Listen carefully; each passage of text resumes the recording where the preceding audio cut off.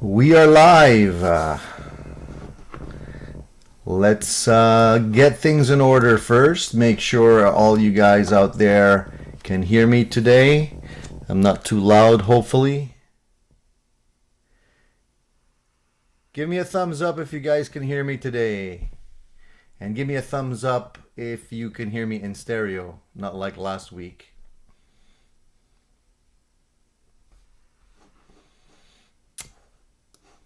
Let's have a look to see who's online today. We got a couple of viewers that are early risers, and it's always great to see you guys.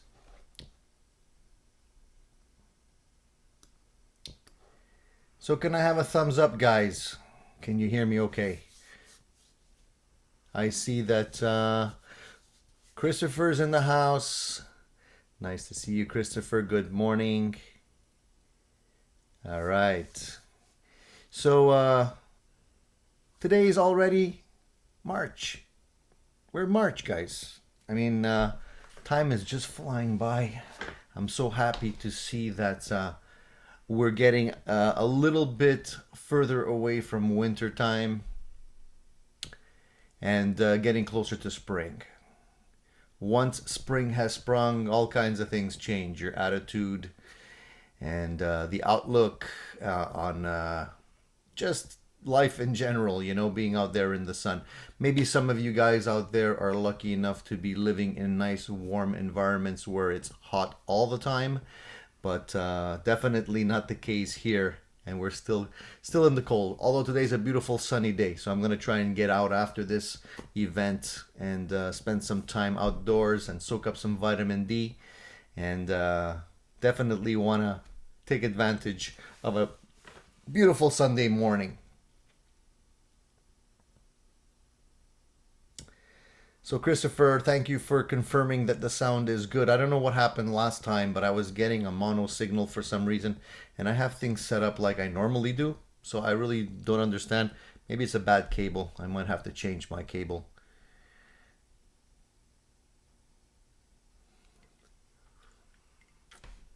So there's lots of stuff to talk about today, guys.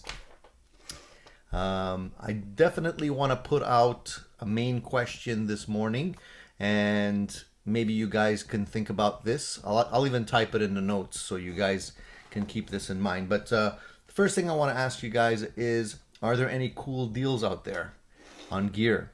I'm always looking for bargains, and I'm always looking for any kind of deals that I can take advantage of. Sometimes there's closeouts that are happening, things that are less expensive for whatever reason, and I like to take advantage of that. Last time, somebody mentioned a pedal that was being sold. I took notes. I don't know if I have them here.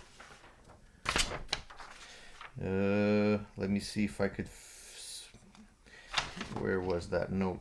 Anyway. There was a pedal that somebody had mentioned that I should take a look at because they were being sold at a very reduced price. If anybody remembers what that was, let me know. I checked it out, and indeed the pedals were being sold for a lot less, about half price than normal. The thing is, when I asked, let me just see if I have my notes here.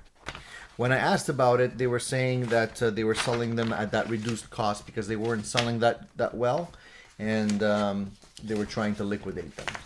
But if any of you, were interested, I'll try and find that particular guitar builder, and I'll put the link in the notes after the show.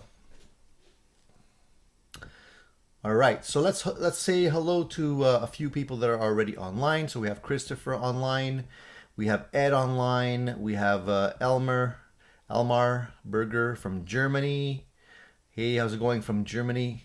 And there's a couple of other people online as well, but they haven't said hello yet. Don't feel shy. Say hello, guys. It's all one big family here, and we're all interested in the same thing, so we can have a really cool discussion this morning. So Christopher, thank you very much for those kind words. Christopher says that his wife loves his wife and him love the channel. I appreciate that. I like couples that share the same interests, and definitely if you can share the interest of gear with your wife, that's definitely a good sign.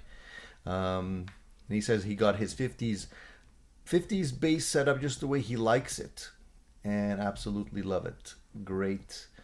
It's always great when you have an instrument that plays and feels the way you want it to. You know, there's nothing that feels better than an instrument that is, you know, seems to be built for your hands. And Christopher's shopping, so he's also he ordered a Schecter Manche, and it'll be there on Tuesday. Black trans, no trem. Nice. That's a nice guitar. Isn't it like? Doesn't it always seem that time moves in slow motion when you order something and you're waiting for it to arrive? I know that's how I feel. I'm constantly looking at, you know, the tracking information to see where it's at, and it always seems to move so slow when things are when you order stuff and you're waiting for them to be delivered.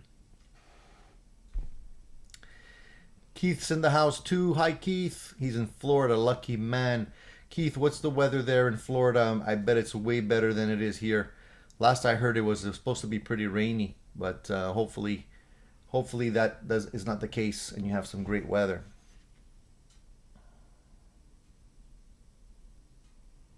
So, guys, my first question of the day is again, any deals on gear? Let me know. I'm stoked to take advantage of some deals if I can get my hands on some.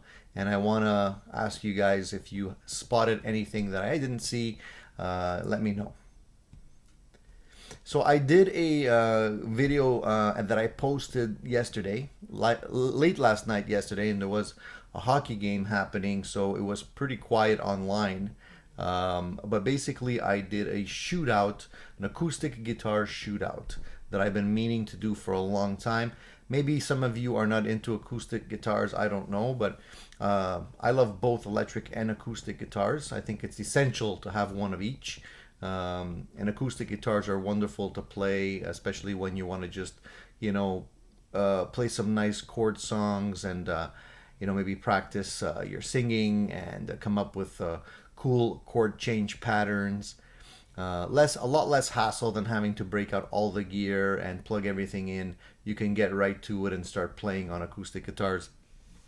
Yeah, I know there's a lot of people that are just not into acoustic guitars for whatever reason. They're just they think it's wimpy and they want to be into just the electric, you know, plugged in sound, which is cool too, and I get it. But the idea was that I wanted to make a shootout for acoustic guitars because now that I have a couple of acoustic guitars, I wanted to show in that video exactly, you know, that I wanted to show that the sound is not relative to the amount of money you pay. So in other words, I wanted to show three different types of guitars. One that was a higher end, more expensive guitar, which was the Martin, a Yamaha, which was kind of, I would say lower mid, and then the Donner, which is really inexpensive. So I wanted to play those guitars to show exactly the sounds that you get from each one of them, and to show that yes, indeed, there is a difference between all three, but the actual difference in terms of the price that you pay and the difference in sound is not necessarily parallel. In other words, just because you're paying whatever, $1,500 more, you're not going to get 1,500 times better sound. It's really not the case. You will get better sound. You will definitely get a better guitar. You'll get better features, better woods, but you won't necessarily get better sounds. And although these are acoustic guitars that I had in the shootout, in actual fact, electric guitars are exactly the same scenario. It's like stereo equipment. You know, you can, if you're an audiophile and really love great quality stereo equipment, you'll find that at a certain point, the amount of money that you're paying to get better sound becomes a lot more expensive for a little bit more increase in quality and sound. So that's just the fact of the way things are. You know, you're paying a lot for just a little bit more sometimes. So overall, I just wanted to show that, and I hope I did a good job. If you haven't already seen that video, I just posted it yesterday, so you can see that in my video feed.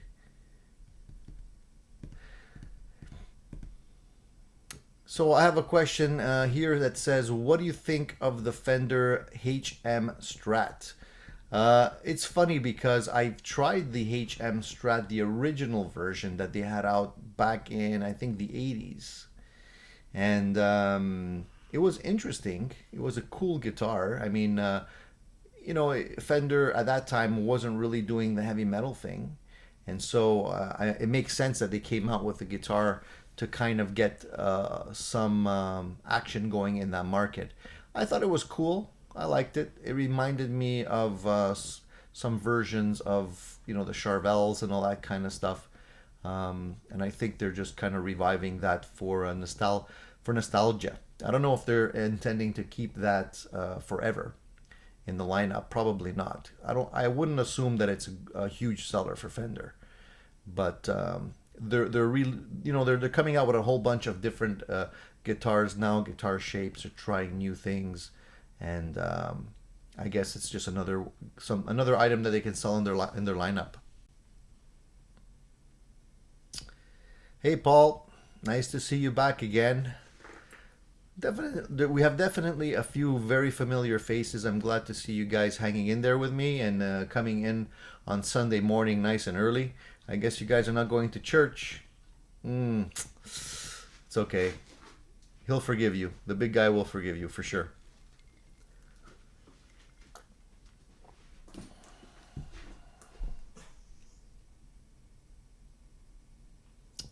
Keith says the high is 68 today. What is that in Celsius? I don't know what that is. I gotta do the conversion.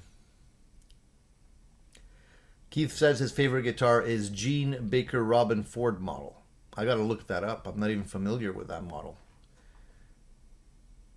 It's amazing how everybody's got some very specific model of guitar that they love, and sometimes I'm not even familiar with them, so I still have a lot of homework to do.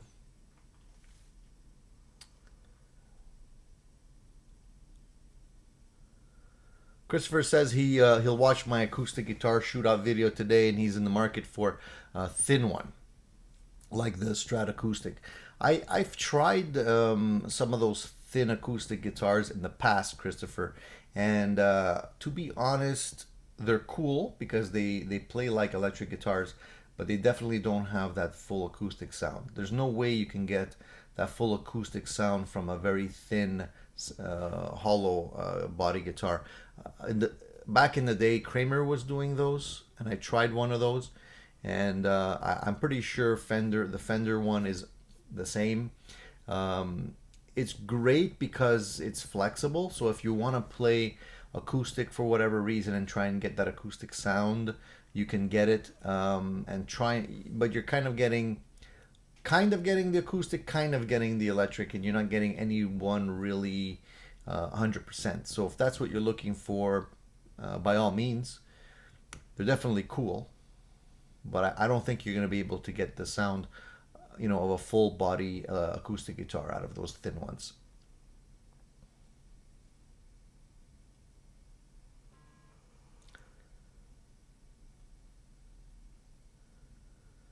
Keith Wind says that he has the Fusion 2, like the one I reviewed in my video, and he says it's a great guitar. It really is. I think those guitars are fantastic. I keep saying that. I have two more Harley Benton guitars on the way, guys, so if any of you are interested in the Harley Benton stuff, tune in the next little while, because I will have reviews on those as well. I'm keeping my fingers crossed that those guitars will be as good as the one that I got now. It's always hit and miss with inexpensive guitars, in my opinion, and I don't know if I'm gonna be happy with them or not, but we're gonna find out. I actually have another guitar waiting to be unboxed right there. I got that one the other day, which is another Donner super inexpensive electric guitar. And you guys might be wondering why I'm gravitating to cheap guitars, and I have a good reason for that. I have a good reason. This is my theory. I'm sticking with it. Let me know what you guys think. So basically, you can spend a lot of money on guitars. You can spend a lot of money on super expensive guitars. But the great thing about inexpensive guitars, in my opinion, is that if they're well put together and there's no major issues in terms of, you know, the fretboard, sometimes the things are wonky because the strings they don't line up properly, the holes are, you know, drilled in properly, whatever. If you get shoddy workmanship, this doesn't apply. But if you get a decent built inexpensive acoustic guitar, they're great modding platforms. And I'm a tinkerer. I love to tinker. I know how to work on guitars and I know how to modify them. And honestly, you can take a pretty crappy acoustic, or not acoustic, electric guitar. You can take a pretty crappy electric guitar that's well put together and make it pretty good. I'm not going to say make it great, because that's a big word. There's a lot of weight behind the word great when it comes to inexpensive instruments, but you can make it a very good guitar. And the idea is I wanted to pick up the Harley Benton guitar. My son is learning how to play guitar as well. And I've seen him eyeing my guitars. He's getting the idea. I can see the gerbil turning in his head when he's looking at my guitars. And so before he gets any crazy ideas, I figured I'd get him one of his own. I'll probably upgrade it, modify it, and give it to him. And I'm sure he'll be okay with that guitar for quite a while until he, figures out what he wants. So that's my theory. That's my theory with inexpensive guitars.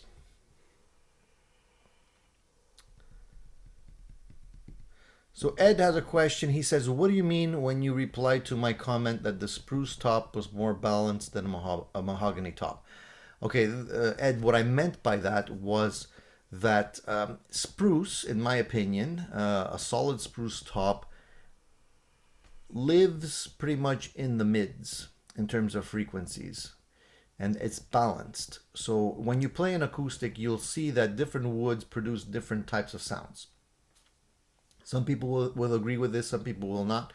But in my opinion, from what I've experienced, Spruce, to me, seems to be the most balanced. In other words, you get a nice mix of lows, mids, and highs.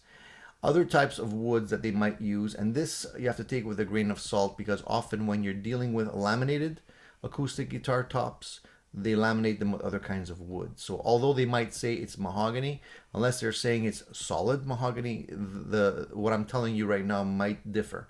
But in general, different types of woods will live in different frequencies. So mahogany might live a little bit more in the lower mids, as opposed to the spruce, which has more of a balanced sound. So it all depends what you're looking for in an acoustic guitar. Maybe you're looking for an instrument that has more bass. Maybe you're looking for something that has better highs. But in my opinion, what I like is a guitar that is well-rounded and has the build quality promotes frequencies across the tonal spectrum. And I find, to me anyways, Spruce is my preferred type of top.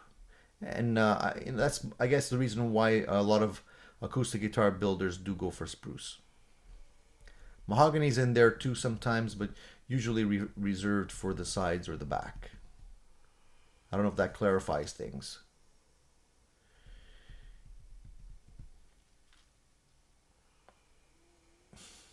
Glen's in the house. Good morning, Glen. You overslept. That's okay. I get it. I wish I could sleep in on Sundays too. But I'm dedicated to these shows for you guys, and I really do look forward to them. So I don't mind getting up early, even though some Sundays I feel pretty wrecked.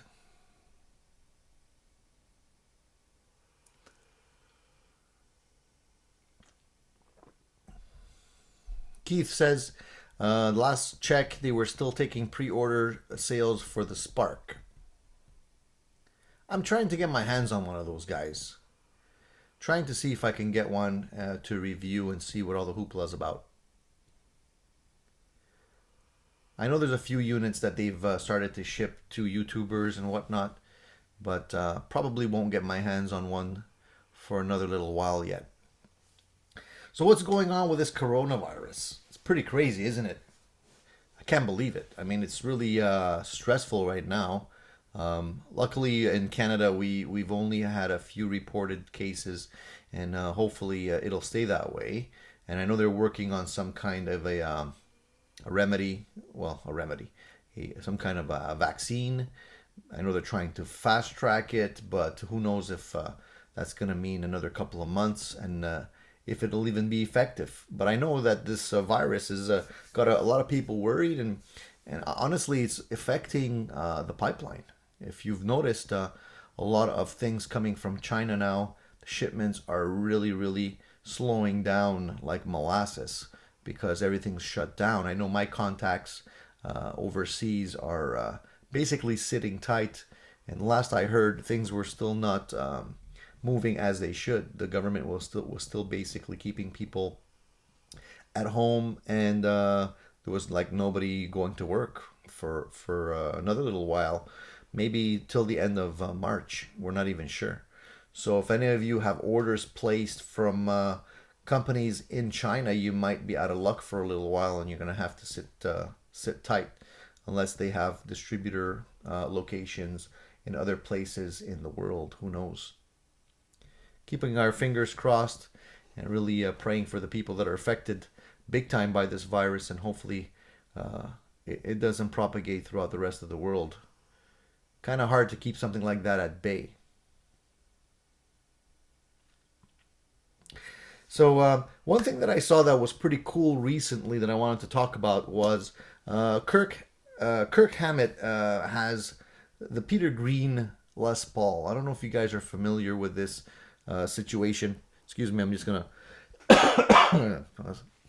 Peter Green Les Paul, which is it's basically a historic instrument, and I just saw a video of Kurt playing the guitar with Billy Gibbons from ZZ Top live, and I thought that was pretty cool because, I mean, that guitar's I'm sure it cost him over $1 million.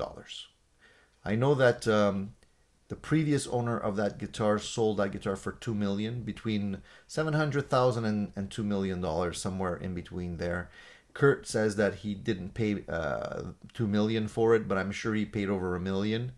And it's really cool to see an artist playing a guitar like that, a historic guitar like that, live. Usually they put them in a vault somewhere. It's kind of like an investment for them. They just hang on to it, and eventually they sell it for more money when the time is right. But to see him play that on stage, that's pretty crazy. And that guitar has a lot of history. I mean, went through Peter Green owned that, Gary Moore owned that. If any of you don't know Gary Moore, listen to Gary Moore stuff. The guy's a monster. Unfortunately, he passed away. So it's really a very historic instrument. And the only reason he ended up buying it was because Jimmy Page played that guitar at one point and told him that it was a great guitar, and he remembers playing it, and he should definitely buy it.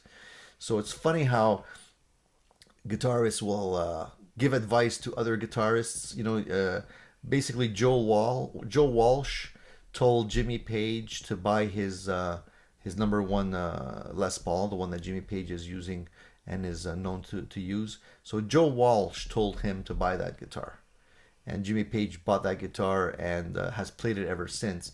And now Jimmy Page has given advice to Kirk Hammett to buy this guitar, and he went out and bought it, and he has it in his collection. So good for him. It's nice to see guitarists helping each other like that. It's pretty cool. I just thought I'd share that because I'm a geek that way.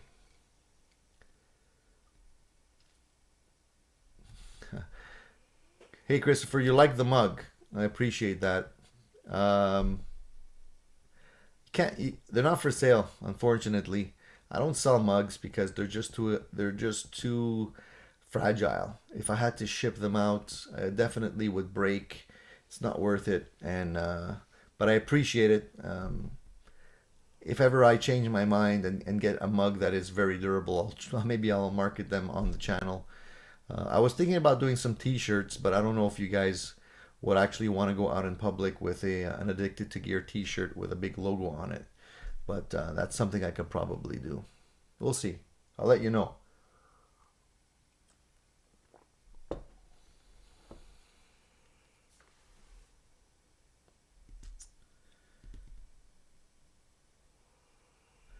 I felt like I had corona after the last flu and pneumonia shots the government gave me. Difficulty breathing and sick for a month. Yeah, I hear you, man. You know what? The last time we had a big virus, I remember the swine flu. Everybody was panicking over the swine flu. I don't know if you guys remember that. And I went to get the shots, and I ended up getting shot for the swine flu in one arm and the pneumonia vaccine in the other arm. And honest to goodness, I couldn't lift my arm for about a week and a half. I had gotten some kind of inflammation happening, some kind of reaction in the shoulder, and I was in so much pain. It was crazy. Um, so whenever whenever somebody says there's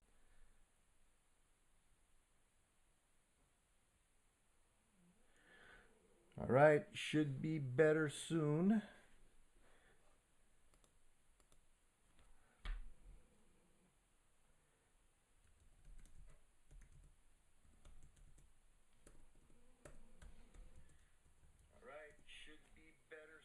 Okay, guys, that's it. I think I'm better. I'm back online now.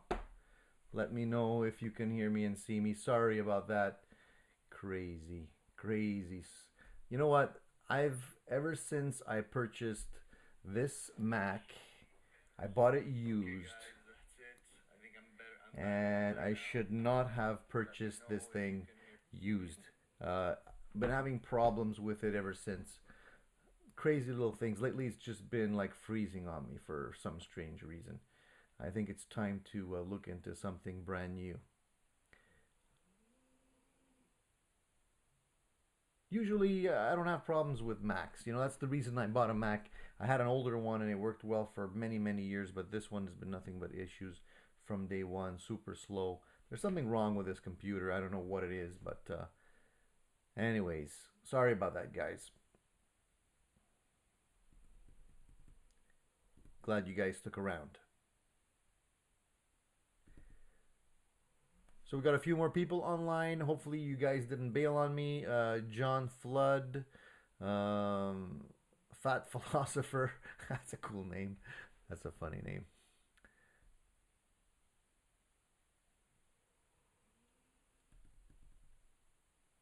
Somebody said Fat Philosopher is funny.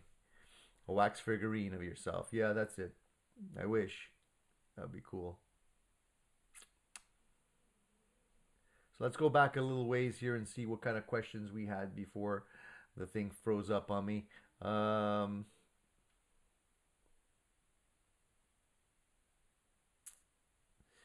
Paul says that Peter Green has tried it recently and says it's not his. You're talking about the Les Paul now. That would be crazy if it wasn't his. That would be crazy. Holy shit. Um, but Peter Green's a little wacky right now. I don't know if you've seen him recently, but he's really like kind of strange. So I don't know how much of his mental capacity he still has nowadays. Maybe he's just joking.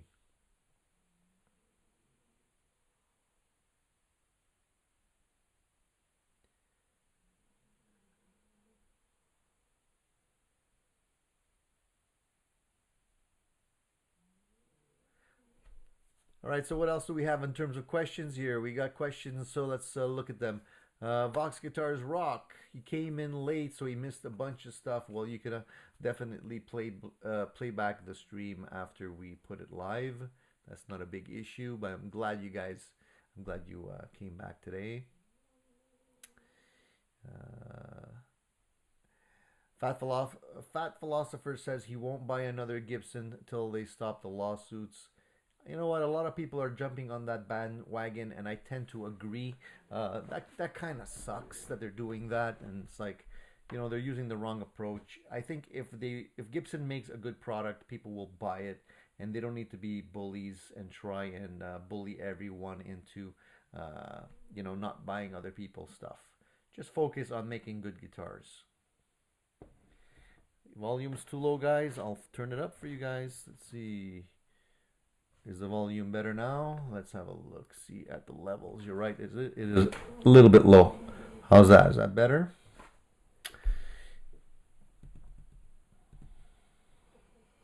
Quicksilver's fed up with the Gibson stuff. I guess he doesn't agree.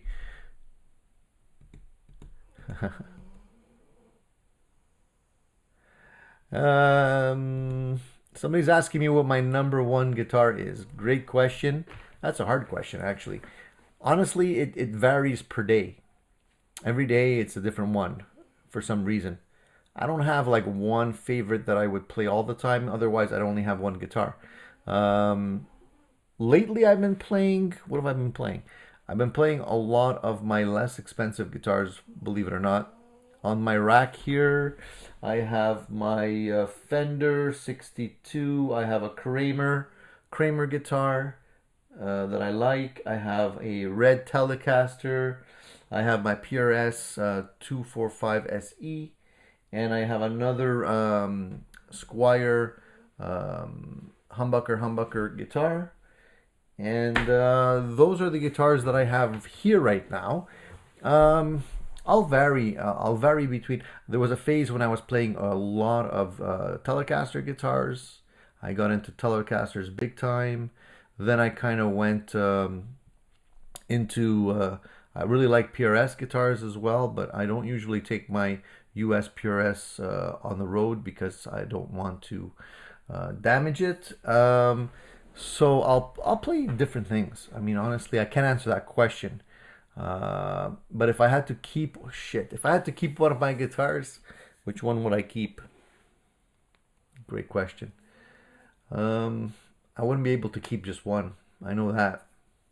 I can tell you I can keep a couple. I would keep a couple. I would keep a Telecaster for sure. I wouldn't keep my 52 reissue Telecaster.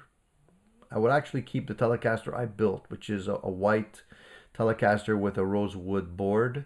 I definitely keep that one. I keep one of my Gibson Les Pauls. Yeah, definitely keep my Gibson Les Paul. I would probably keep my Gibson hollow body 335. I'd keep that. And a Strat, one of my Strats. But it would be hard to pick one of those Strats that would be my favorite. I have a few of them and they're all kind of special. Yeah, it's a hard question, man. Best amp, another hard question. In terms of flexibility, I like all three of the amps that I have right now. If I wanted something that had nice cleans, I'd keep the Supersonic. For overall balls, I would keep the Friedman Dirty Shirley.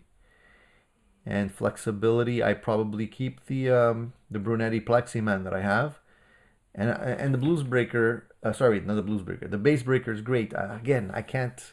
If I have stuff, I have it because I play it. I don't have, if the stuff is not gonna be played, I don't keep it. So everything that I have, I keep for a reason. I play it. So again, I can't answer that question, but you're asking the wrong guy, man. I'm addicted to gear. I can't answer that question. It's kind of hard.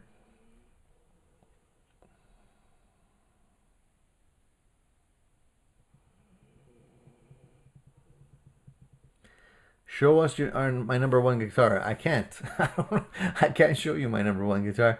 I don't know which one that is. Today it could be different. Tomorrow it's gonna be different. What do I have here? I don't know.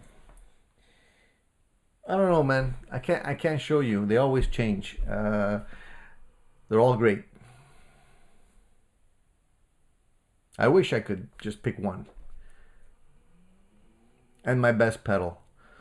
Yeah, the best pedal, well, the one I have on my board right now that I use all the time, I'm going to be honest, there's one pedal that I really like, and it's been on my board for a long time. It's the one I built. I know you're going to think it's crazy, but the Brown Sound in a Box from General Guitar Gadgets that you can buy and you can build yourself. That's the one that I've been using a lot. It actually sounds very good, and honestly, it's thrown. I had a Wampler. I have this Pinnacle, which is also supposed to be a brown sound in a box type pedal, and it is, and it sounds great. But there's something about the other one that I purchased and built myself that just sounds more like an amp for some reason. And I really like that one. And it's pretty inexpensive. You can build it yourself. You can buy them already made if you don't know how to build the pedals.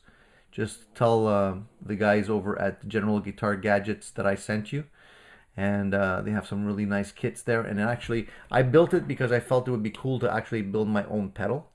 And it's challenging because, you know, if you don't know electronics too well, you can make some mistakes. So I was kind of nervous, but it turned out quite well, and I've been using it ever since.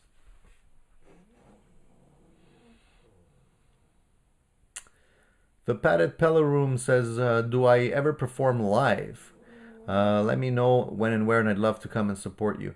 I really appreciate that. I don't really play live. I play with a band, and we play regularly. We're playing tonight actually, but I don't play live. It's not a live event where we're playing in front of people because that's a pain. It takes a lot of time. You have to lug your gear. You got to go out and do all kinds of stuff before and after you play, and I don't have that kind of time. So we really just perform for the fun of it. John's asking about the thoughts on the Monoprice gear. I've only looked at the amplifier that they have, and it's funny because Harley Benton is now private labeling the Monoprice amp, and they're selling it as a Harley Benton amp. It's a small tube amp combo, and they're charging more for it. So weird, but definitely something to look at if you're in the market for a budget tube amplifier.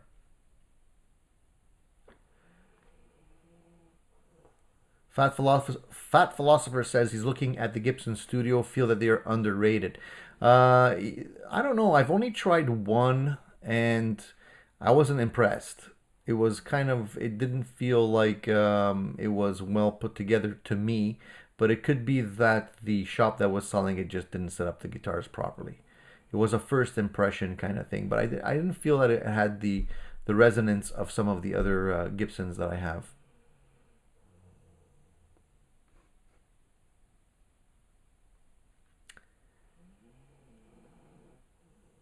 Greetings from Greece. I have a Q PLSE.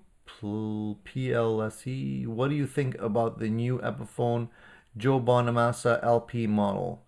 I tried to leave a link, but YouTube won't let me.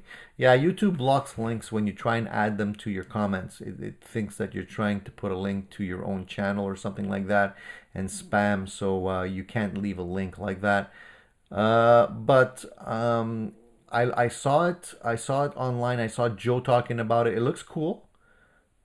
I don't know what the price range is on that guitar, but definitely if it's not too expensive, I'd go for it. But I feel that Gibson is still overcharging for some of these lower end guitars.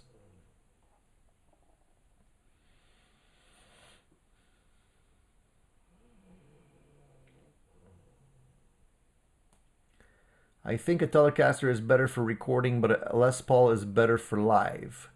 I don't know, man. I honestly, to me, a good Telecaster can do a lot. For me, a Telecaster is like right in between a Strat and a Les Paul. And if you Telecasters cut in the mix when you're playing live, man. There's no trouble being heard when you're playing a Telecaster in a live situation. They're great guitars. So I don't know, and they're lighter than a Les Paul.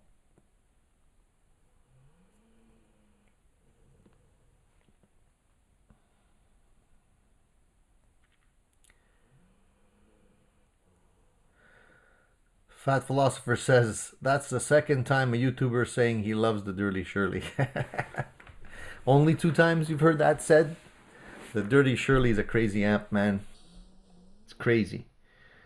Friedman knows his stuff when it comes to amplifiers. The guy's a master. I don't know if he's building everything himself, but I'm sure he's overlooking the production. And it's cool because I have his signature in that guitar, in that amplifier. I opened it up and Dave's signature's in it. So I guess if Dave doesn't approve, it doesn't go out the door. But it's a crazy amplifier. Love it.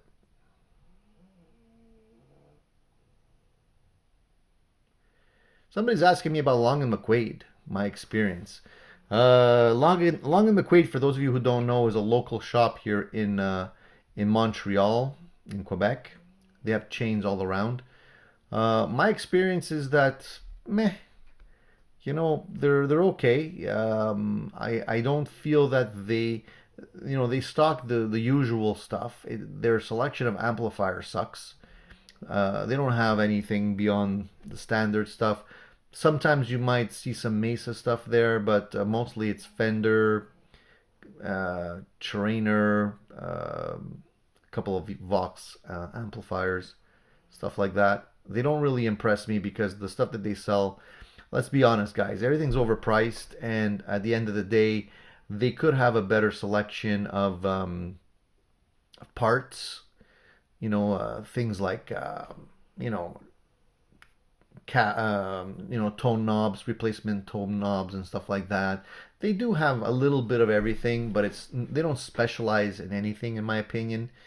So oftentimes I'll go in and I'll look at their selection of guitars and walk right out. I don't know, but maybe it's just me because I'm jaded that way. I have a lot of stuff, so I'm a little bit more picky. I like to find things that are a little bit uncommon.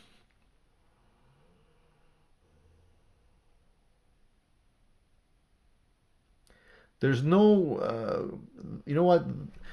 There's no great places in Montreal to buy gear.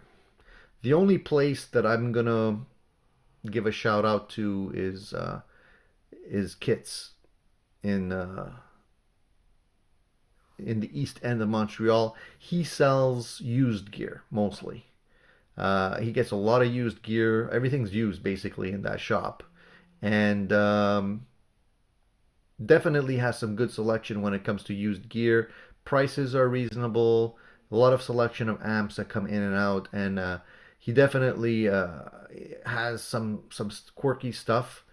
I just wish that he would post more information on his Facebook channel so that you can see what he's getting in, because it rotates every day.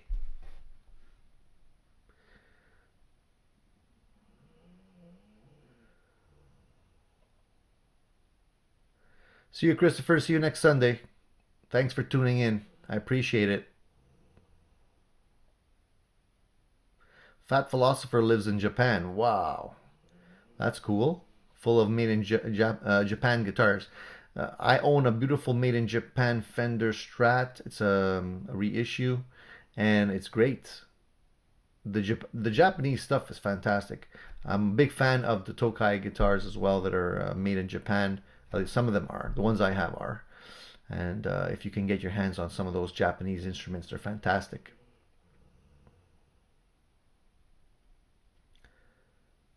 Thoughts on people saying the PRS doesn't cut in the mix well?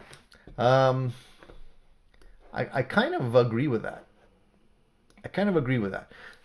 The stock pickups that are often put into PRS guitars, at least the ones I have, they're okay, but not that great. I have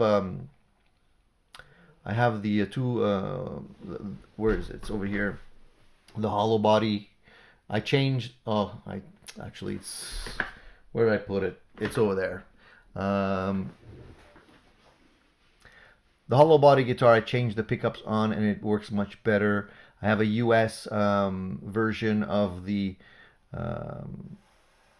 I have a US version of a semi I'm losing my train of thought here. The 245, and it's a US made one, and I feel that the pickups on it also, they don't cut as well. I agree. And what I'm trying to say is, yes, I agree. Paulo's in the house. He's from Italy. What is my opinion on parlor shape acoustic guitars? I like them. The shape on acoustic guitars is really a preference, you know, in my opinion. I like the parlor shapes. But I won't necessarily buy an acoustic guitar just based on that. It has to sound good. And really, the shape to me is secondary. The sound is the primary thing that I look for. John says the Siegel Grand is my favorite parlor. 14 frets clear of the body. Great finger style guitar. Siegel makes some nice instruments. Nice acoustic guitars.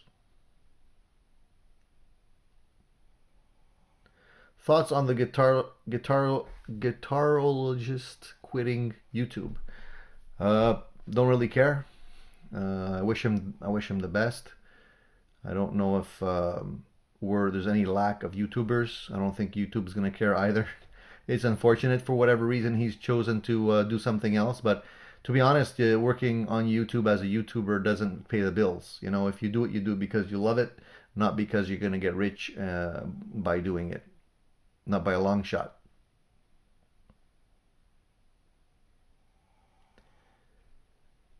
I like your reviews, very honest. Plus, you are Canadian. Where are you in Canada? I'm located in Quebec, the French side of Canada. Where are you?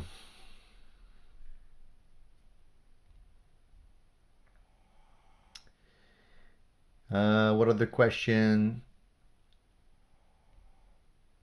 Have you any experience with prestige guitars? I have not. I have not. I haven't tried those. Too many guitars to try, man. I wish I had a budget, an unlimited budget to bring in all these guitars, but unfortunately, I do not have an unlimited budget. Toronto, we have a lot. Cosmo, Tundra, Steve's Music, like 40 stores. Yeah, you're lucky. You know what? Montreal used to be big in the day. Toronto has taken over, and unfortunately, all the businesses have gone there. We still have a Steve's Music here, but it sucks. There's not much. I've been in there recently, and very underwhelmed. It used to be great in the past, but it sucks now. Cosmo, I've purchased some stuff from Cosmo online. They have good service. I like them. Prices seem to be good.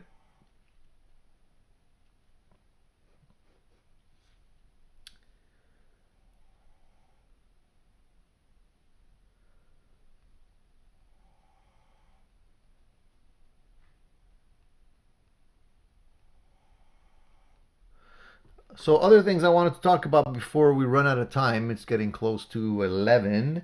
I want to talk about strings. I want you guys to tell me what strings you like to play, because I've been having this discussion with somebody recently, and we were getting into the discussion about strings and how, you know, strings do make a big difference in how a guitar feels, how a guitar plays. And I've been actually flip-flopping recently. I play Ernie Ball strings. I've been playing Ernie Ball strings for a long time. Only briefly switched to GHS boomers because of the Stevie Ray. Man, I can't speak this morning because of the Stevie Ray Vaughan thing. Man, it's too early. But I went back to the Ernie Ball guitar strings, and I felt that I really liked. This is what I play. I have them here. I'll show you. It's easier just to show you, man. All right, so I started off playing the Ernie Ball regulars. Then I switched for a long time. I went to the Ernie Ball hybrid slinkies, and the hybrid slinkies are 9s to 46s. So the bottom end strings are a little bit fatter. Then I went over and went back to 10s, which are the regular slinky, 10 to 46. But my favorites for a long time were the hybrid slinkies. And now recently I'm going back to the super slinky, which is basically 9 to 42. I also tried the, what do they call, the thin top, fat bottom. And definitely, I liked those for about a week, and then I got fed up with them. So I switched back. So Ernie Ball has been the strings that I like to use for a long time, and I think the nines are a good compromise for me anyway. But what do you guys play? Do you guys prefer other types of strings? I find that it's a lot more sensitive. The subject is a lot more sensitive on acoustic guitars. For acoustics, I usually stick to Martin guitars, the brass ones. I don't buy the elixirs and all that kind of stuff. I just find that they're too expensive. I don't know. I don't know if I want to. I used to. I had a set of elixir strings on an acoustic guitar once, and I found that they were good for a while, but then they became dead quite fast. So although they don't get tarnished as easily, they don't last long in terms of the brightness, which I like. I don't have an issue with like a acidity in the finger. Some people sweat a lot and they go through strings a lot. I don't have that issue, so I kind of don't need the coated strings. But some people like those. They're willing to pay the money for it. I don't know. At one point, I was even boiling the strings to get, when you buy strings brand new, they have this really shiny top end to them. And I read somewhere at the time that Eddie Van Halen would boil his strings before putting them on. I tried that. I tried that for a while. It definitely mellows out the strings, gets rid of some of that top end. It makes them sound broken in.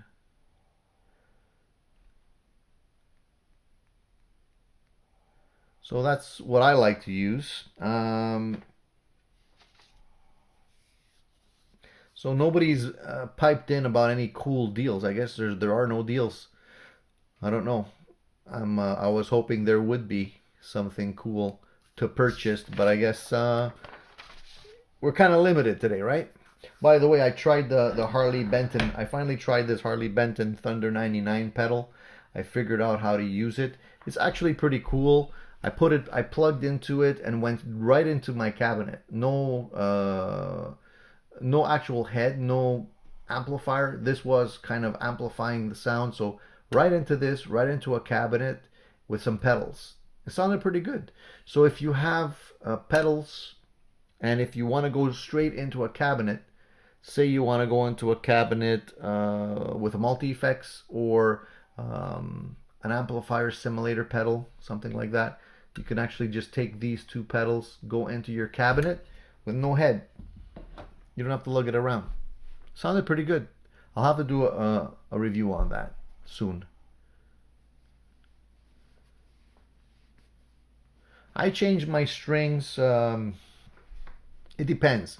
I don't usually change my strings that often because I like the strings once they're stretched out because they stay in tune better.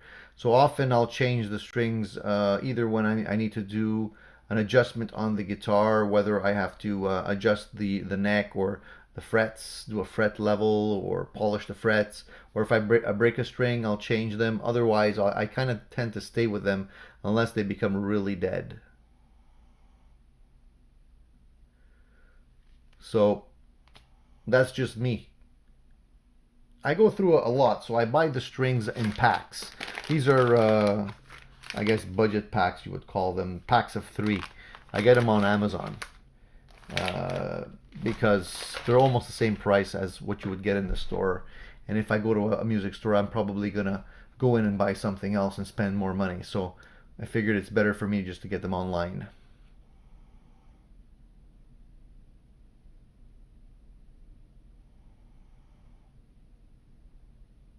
Hmm. So besides that, I wanted to talk about a couple of other little things quickly before we sign out. I think you guys are probably getting tired of listening to me talk. If that's not true, let me know and I'll stay a little longer. But the funny thing about the Donner unboxing, I got the guitar in earlier this week. I've been meaning to get around to it. I just don't have time. I'm trying to crank out videos, and it really is time consuming. And now that the stupid computer system randomly freezes on me when I'm making the videos, it really is a pain. So I have to definitely try and get an upgrade soon. There's something I wanted to share with you guys that I just heard today that I thought that was pretty cool. There's going to be a pedal documentary happening in April. Reverb, for those of you who know reverb.com, they're coming out with a cool documentary where they're talking about the pedal. They're going to be talking with the pedal builders. They're going to be talking about with the artists that use the pedals, and they're going to go through the history of guitar effects pedals. So if you guys are not aware, keep your eyes open for that. I'll try and put the link to the preview video, and I think that's going to be super interesting. I'm a big geek about those kind of things. You know, I love learning about the technological side of how things came about. I'm a big fan of watching those videos where they're actually going through the factories, like the Gibson, Fender, PRS factory, where they're building the guitars. And I like to see how they're put together and how they build their stuff. And so it's going to be pretty cool. I think that's going to be something that I'm going to geek out on.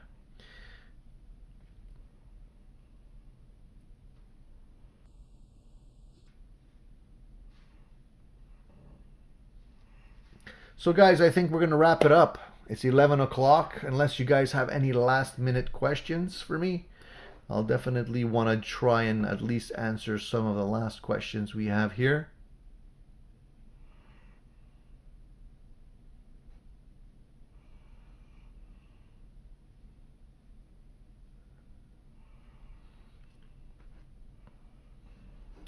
Going through a couple of last questions here.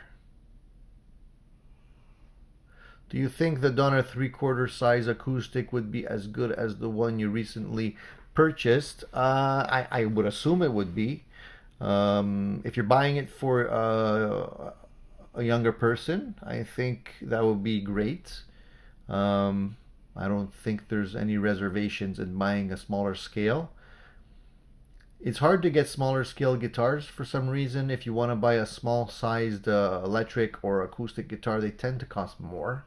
So the Donner acoustic would be a good option for a kid.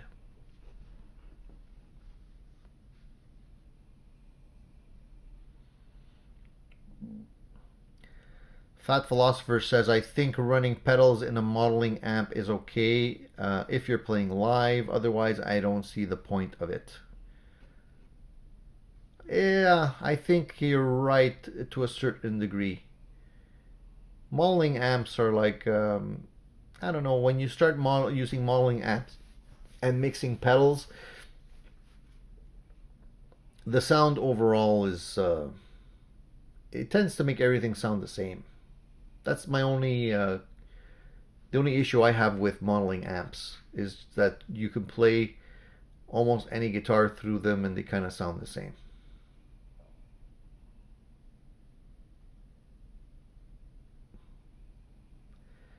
Danny West is asking me if I use gig bags or just hard shell cases.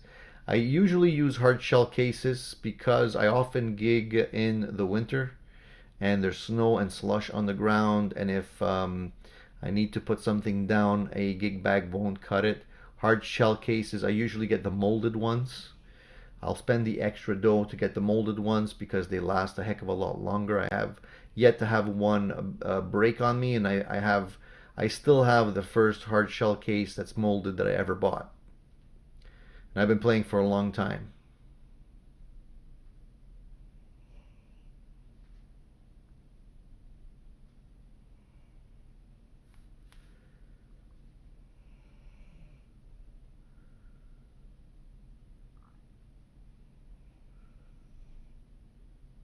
If you're gonna get a hard shell case, go for the Gator cases. Those are good, built very well.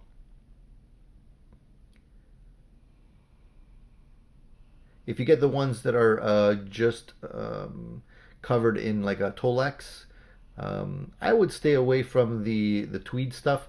People like the tweed because it's kind of vintage looking, but it's terrible in terms of like water issues, and unless you spray it with some 3M, what do you call that? Scotch Guard, they tend to get dirty. They tend to get like a mildewy too sometimes. I don't know. I prefer the molded cases. They're easy to clean. They're just overall better, I think. Thanks for saying that, Keith. He says it's his new Sunday morning. And I agree, it's a great way to start the day with all you guys. It's a lot of fun. Fat Philosopher, unfortunately, is a night owl. It's the 1 in the morning where he's at. So I appreciate you staying up till 1 in the morning. Hopefully you won't be wrecked tomorrow.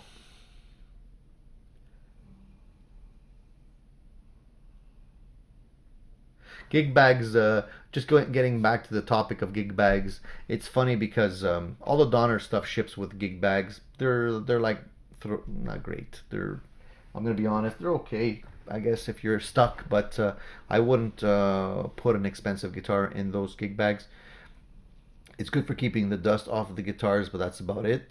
The funny thing is when I purchased the Sur guitar, which is like a $4,000 guitar, it came in a gig bag. I couldn't believe my eyes.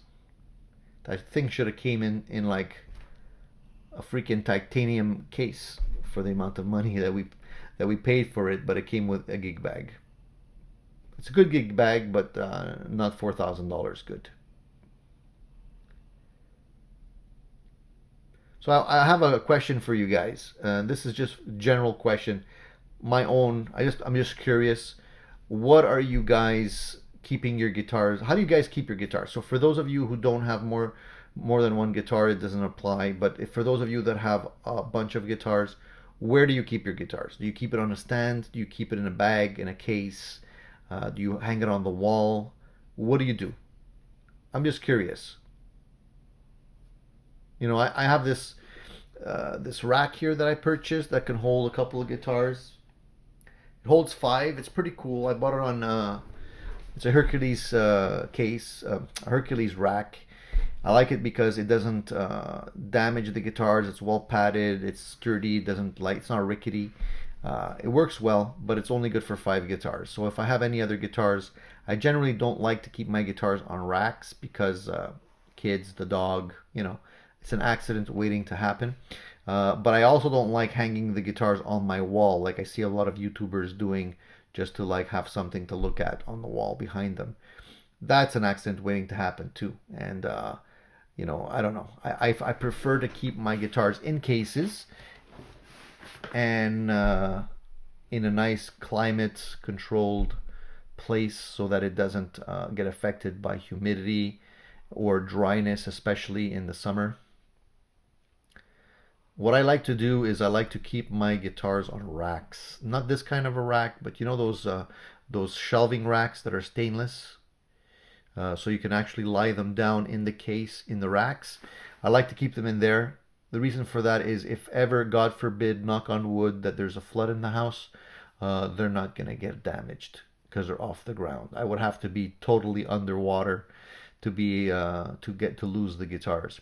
And that's part of the reason why I like the Hercules one too. It's a good, I'd say, 5 to 6 inches off the ground. So you can get quite a bit of water without necessarily getting some damage.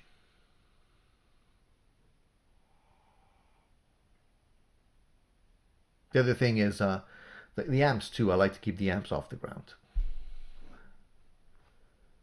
Just if you can, it's a good idea.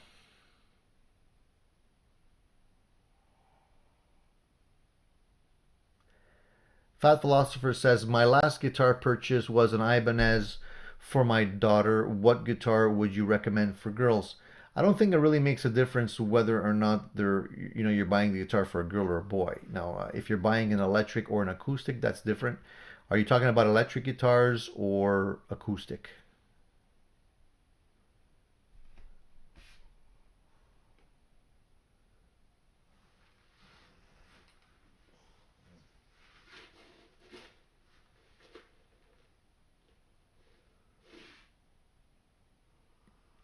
Glen says, hang 'em.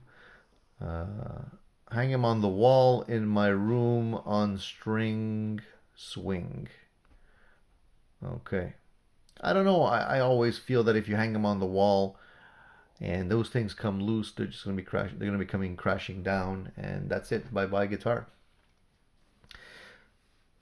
Fat Philosopher says, I got her an Ibanez for the lightweight, and they have many women's signature like Nita Strauss. Yeah, they do, but do you need to have like, do you have to buy like a Hello Kitty guitar because your daughter, because you're buying it for your daughter? I don't think so. Just buy her a good quality guitar, and I think she's gonna love whatever you bring into the house. Doesn't necessarily have to be a female artist's signature guitar, in my opinion. I don't know. That's just me.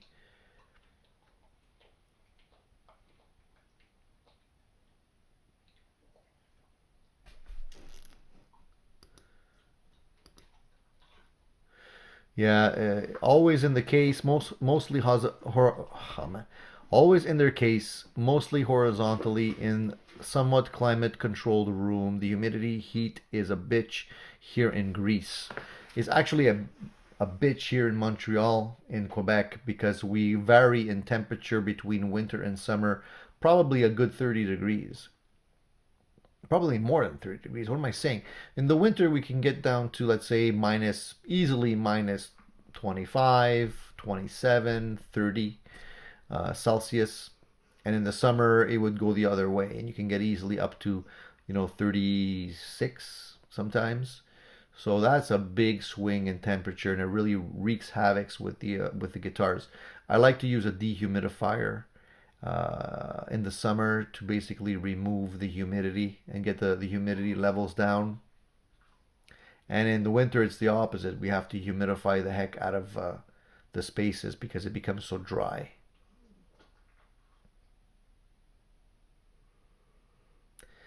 Paul says Guitar Fetish makes cases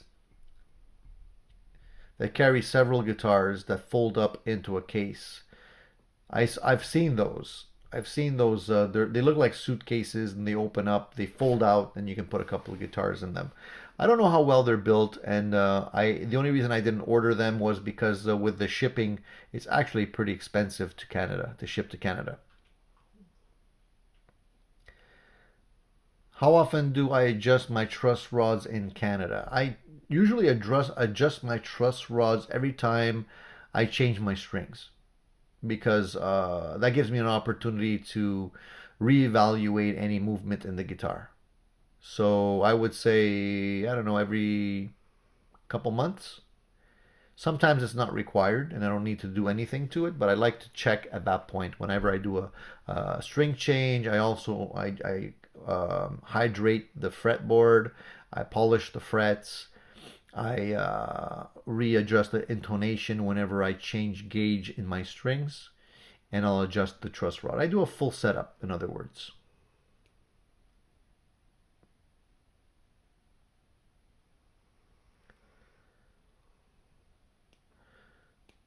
Then you need the climate controlled room even more than me. Yeah, I do. Definitely.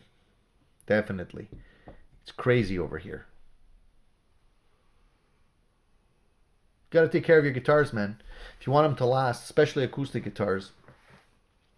I purchased those little humidifiers that get slipped into the hole of the guitar, and I use those in the winter time. But honestly, you have to basically re-wet that sponge almost like every day, so it's really a pain. Not really worth it. It's better to get a small humidifier and keep them in a balanced room.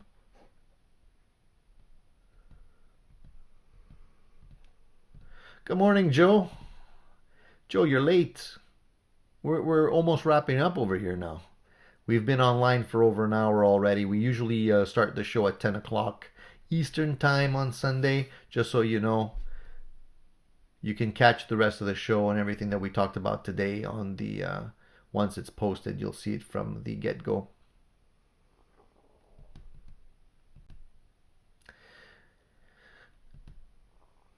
Philosopher says, my problem with my Mustang is that I cannot adjust the truss rod without taking off the whole neck. And I know. I have a couple of guitars like that too. It's a pain. This is a like a vintage style truss rod where it's I guess in the bottom side of the truss rod, side of the neck. I have my Fender reissues like that. The 52 reissue and the Strat is like that, and it is a pain because you have to constantly remove the neck, make the adjustment, put it back.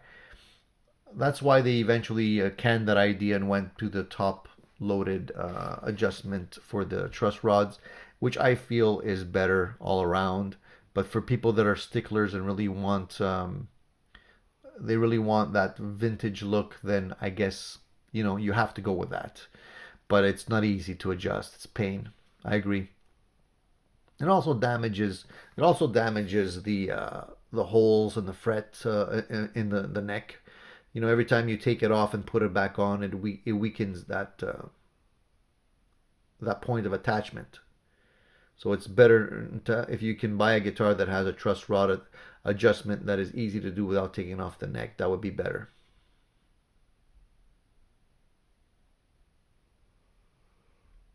Paul says to Fat Philosopher, I have an old silver tone, same thing. Yeah, it's one of those quirky things you have to deal with if you're really after a vintage style guitar.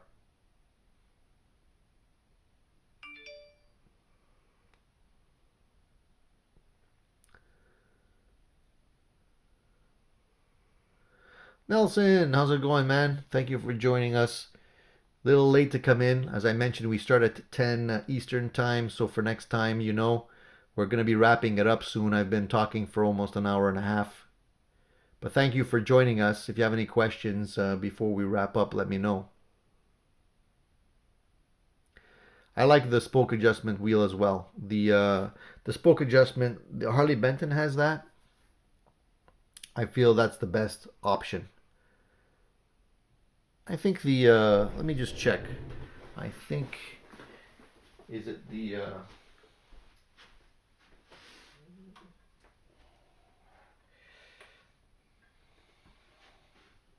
I don't have one here with the spoke adjustment.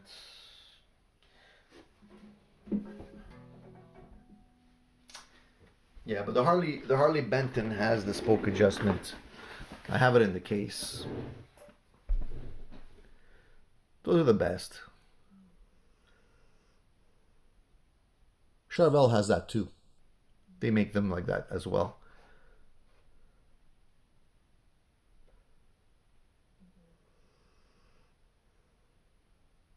The thing about adjustment of climate is one thing that I learned that you should never do, and this is just a tip from me to you guys, is never, especially if it's a guitar that has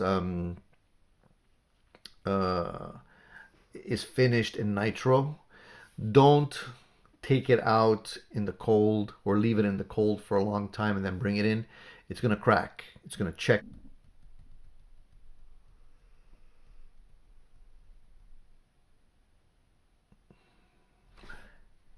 Paul says the spoke is a brilliant old idea brought back. I didn't realize it was an old idea. I thought it was new.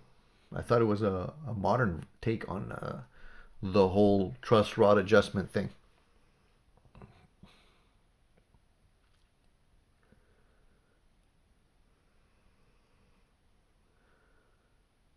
Yeah, you know what, I was waiting for somebody to bring that up, but the Fat Philosopher says that the Wormuth neck has the best truss rod. It's easy access and hidden at the same time. It's actually on the side of the neck, but I've heard a lot of people complaining about those. Uh, I forget what they were complaining about, but I think it had something to do with like noise issues. There was something they didn't like about the neck, the way the neck sounded for some reason, and I think they felt it was due to that the truss rod placement, the way it's been put into that into the neck. I would have to go back online and find exactly what they said, but I know somebody did comment on that. I haven't tried a Wormuth neck myself. They look like they're well made. I probably wouldn't get the side thing though. I probably just get the top adjustment. It's tried and true. I wish the prices would go down for people in Canada, but the shipping and exchange kills me. So it's hard to get good necks if you want to build your own guitar. I have this body that I've been waiting to use.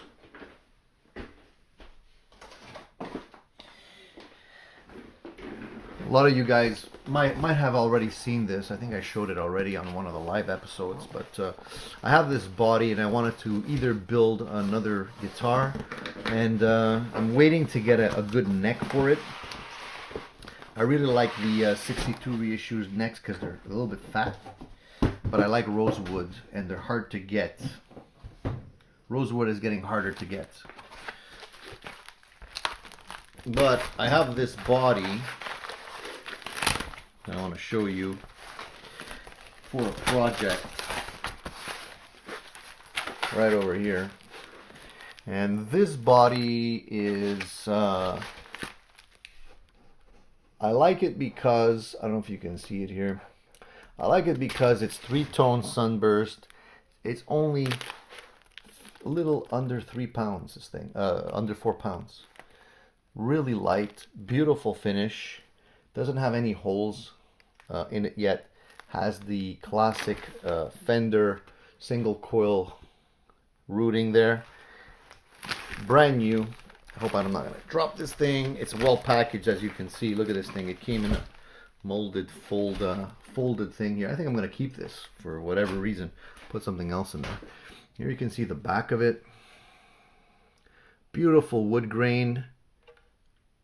The holes are already drilled for the neck, but there's no holes anywhere else. So there's none here, here, or for the fretboard or the back. No holes, which means you can put the fretboard, man, I can't talk today, it's still too early.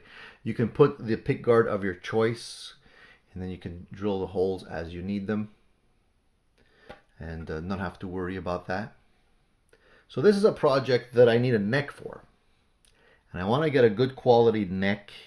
So if you guys could tell me where I can get a good quality neck inexpensively in Canada, would love to hear it. Otherwise I have to buy on eBay, and I don't want to buy off the Stratosphere because they fucked me over one time, and I don't feel like supporting companies that will do that to their customers. I ordered a neck from them, which was a specific type of a neck, and they sent me something completely different. And they didn't want to actually fix the problem. They said that sorry, we shipped you the wrong neck. The other ones was sold. The one that you actually bought was sold. So good luck with that. If you want to send it back, it's at your dime, on your dime. And so I decided to keep it. I decided to keep that neck. I tinted it because the one I purchased was supposed to be tinted, and they sent me one that was not. And so basically I made do and stopped buying from the Stratosphere. So if you guys want to work with a company that does that to their customers, then by all means, Stratosphere would be a place that you can buy some parts.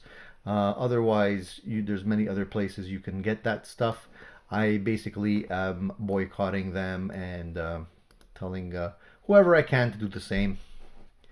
It's amazing to me that you're a customer and people will treat you that way after they made a mistake, instead of going out of their way to make it right. That's not right.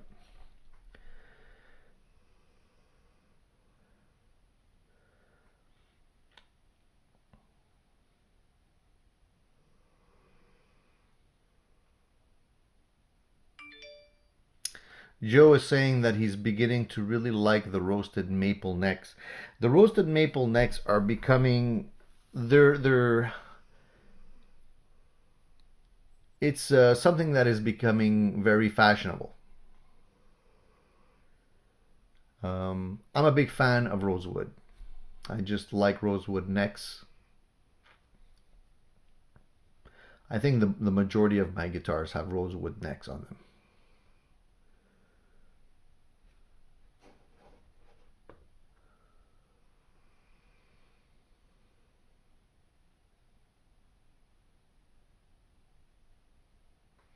Um, who makes the body? That body was actually purchased on eBay.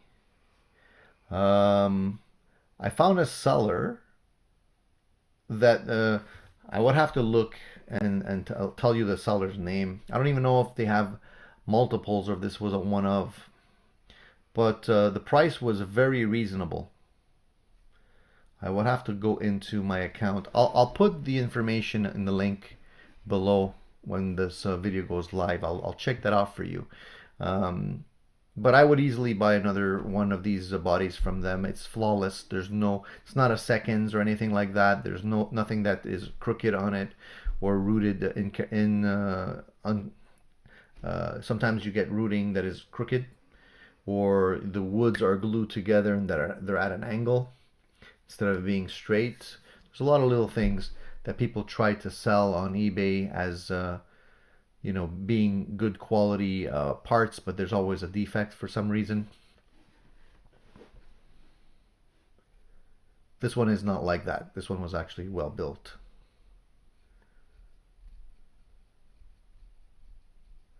So there's a comment here that says, my only reservation with Harley Benton guitars is the resale value. Green Telly that you reviewed recently is a monster for its price, but I guess that I'm biased. It's actually not a Telly, it's a Strat, right? The green Strat. Yeah, you know what? Resale value is always an issue with lower cost instruments, but honestly, you're not paying a lot for the guitar to begin with. So yeah, you probably won't get a lot of money for it used, but the advantage is that you can buy a heck of a good guitar used if you're in the market, right? So these things are relatively new right now. I haven't seen them used too often or being sold used too often, but when they do start hitting the used market, you're going to be able to get a really good guitar for like 200 bucks. What's bad with that?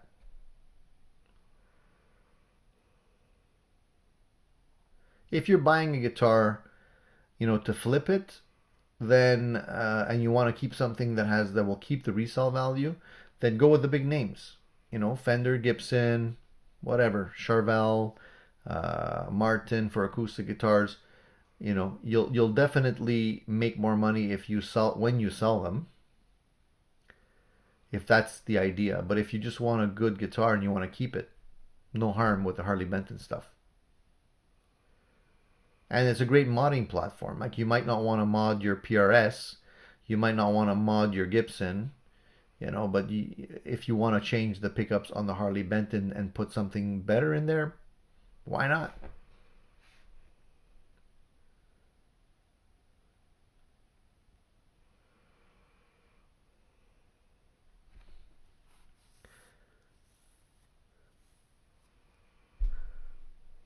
Somebody's watching me on a huge screen. Oh boy. Early in the morning too. They're going to see the bags under my eyes.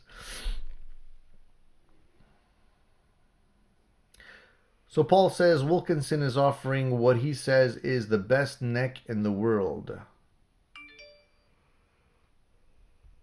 Big boast, but he went into detail about it. They will not be dirt cheap, but probably low risk. So where do I get one of these things?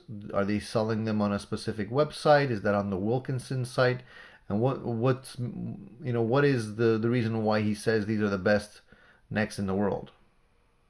Everybody says that about their necks, right? Ask PRS.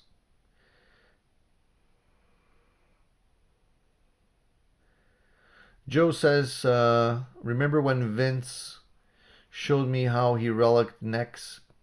He did a really good job to make it look like normal wear over the years of playing. Some relics today are just too beat up. There's a lot of crappy relics out there. I've seen a lot of guitars that were basically ruined by a crappy relic job.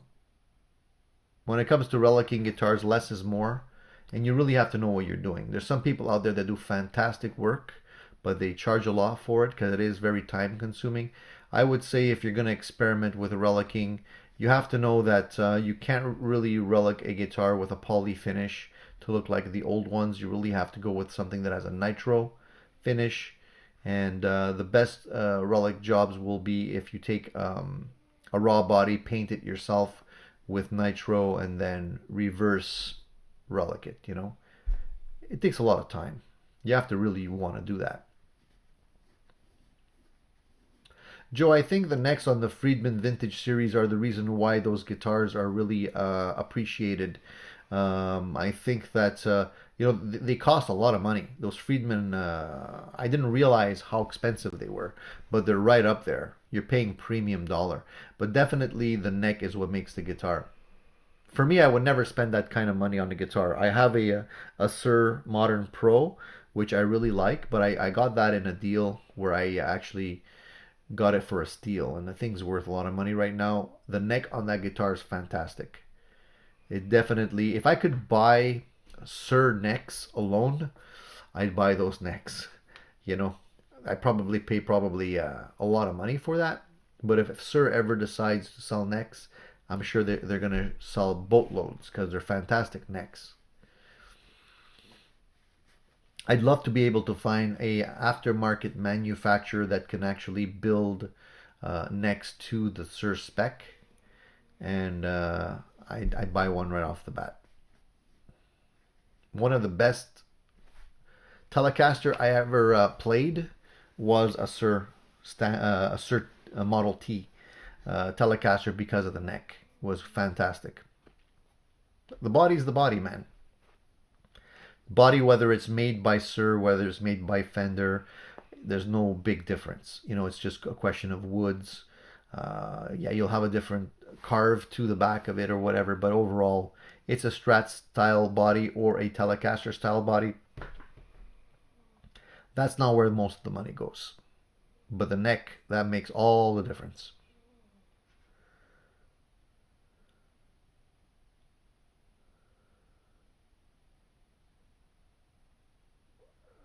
I bought a modded Gem Junior after seeing your video on it. So what did you like it? I don't have that guitar anymore. I ended up selling it.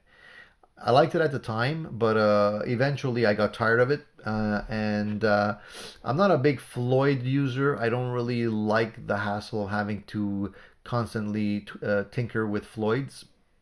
So right now I don't have any guitar with a Floyd Rose in it. I sold all of. I had a Charvel with a Floyd. I sold that one. The Ibanez had a Floyd. I sold that one too. And I tend to go back to the standard bridges. I just find that they're a lot easier to maintain, and I found over time that I'm not a Floyd guy. Joe, I heard about the Tom Anderson necks. I'm sure they're good too. They're hard to get though. You can carve some of your own necks. That's something I've never tried. I've never risked doing that because I don't know. I just never tried it. I don't have a good feeling about doing that myself. Is the Fender mod shop available in Canada? I don't know. The custom shop is mod shop. I don't know. Again, I wouldn't spend that kind of money on a Fender. I can make the mods myself and not have to pay $6,000 for it.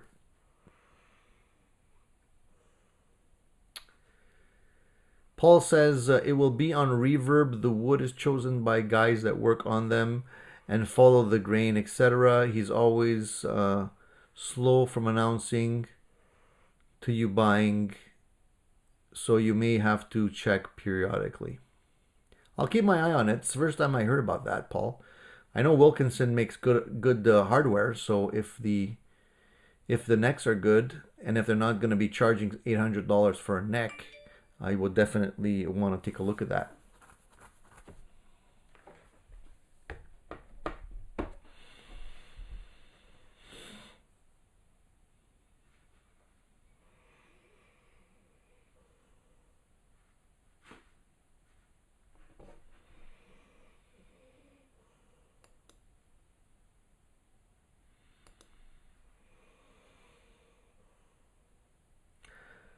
Somebody's asking me to suggest a pickup to put on a neck, having some jazzy tones, and on single split mode some of the Strat sounds. So you want a neck that will do both.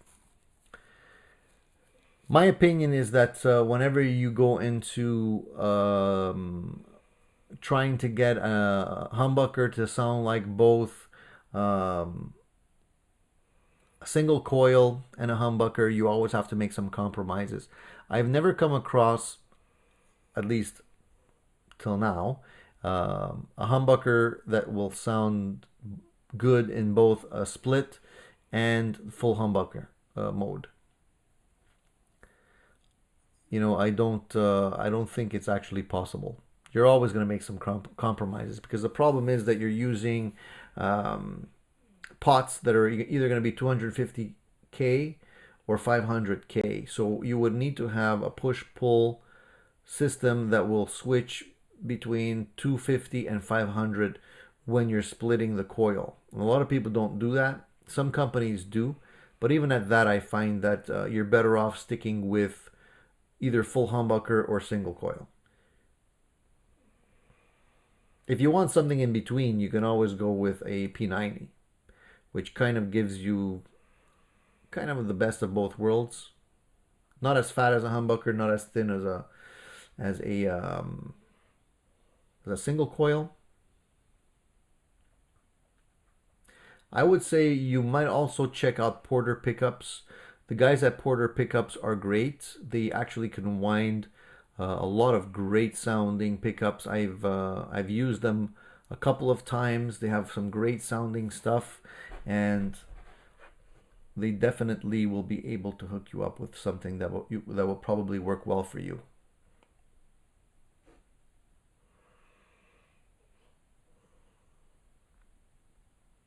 So guys, I'm gonna wrap it up. It's past 11:30.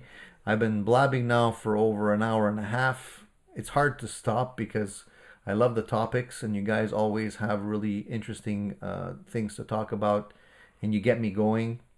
Joe says buy a SDP rail. SDP rail, Seymour Duncan P rail. That's the single coils that have the two rails instead of the actual individual slugs. Those can do it. I think that's a good choice. But again, does it really sound like a full humbucker? Sounds like a fatter single coil, in my opinion.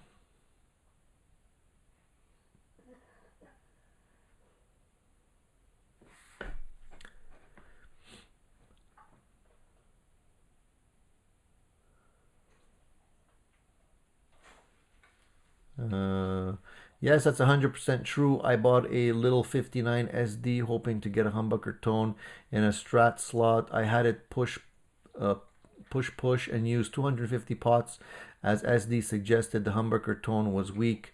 Go with a full humbucker only way. I don't bother with the split. The Harley Benton has the split. Some of my Les Pauls have the split. I don't use them. I stick with full or nothing. I haven't tried the P-rails yet. P-rail is a good option if you don't want to modify your guitar, if your guitar doesn't have the slots cut into it for a full humbucker. So if you have, let's say, an SSS configuration Strat and you don't want to root it out and make a bigger hole for a humbucker, then definitely the P-rails would be a good option to get a fatter sound out of them. Some people like that, but I don't think you're gonna get like a typical Stratty vintage type of tone out of those pickups. So there's still gonna be compromises. Well guys, I'm gonna wrap it up. It's 11:41. Gotta get the rest of the day underway, and I still have some videos to make for you guys. I'm going to be doing that unboxing of the Donner guitars soon and have that online for you as well. So I'm going to have to say goodbye. I'm going to have to cut it out today. And I appreciate you sticking around even though I had the technical issues. hopefully I'll get that resolved. I might have to do a clean reinstall in this Mac or figure out what's causing that problem, but it's really a pain. So I appreciate you guys sticking by while I had to reboot today. Hopefully that won't happen again, and we'll be back online next Sunday, same time, 10 o'clock Eastern. So for those of you that came in late today, I appreciate you guys coming in anyway, but to remember, it's at 10 Eastern time, and we'll be putting all this video online after the event, and I'll also definitely try and put in the information you guys asked me for in the comments. So that's it for now, guys. Thank you for tuning in. I appreciate it, and have a great rest of the Sunday, and see you soon. All right, ciao for now.